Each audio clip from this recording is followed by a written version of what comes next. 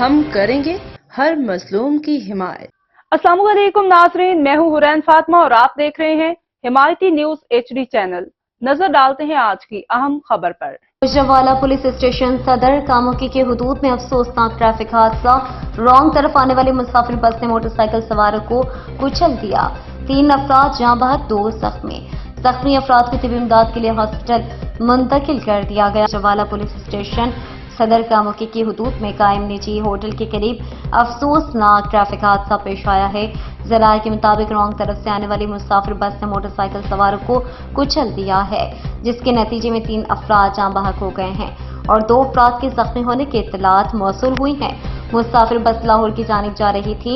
حادثہ پیش آنے کے بعد ریسکیو اہلکار موقع پر پہنچ گئے، تاہم ریسکیو اہلکار نے ضروری کارروائی کرتے ہوئے زخمی مسافر کو طبی امداد کے لیے گوجرانوالہ کی تحصیل کاموکی کے سرکاری ہاسپٹل میں منتقل کر دیا گیا ہے۔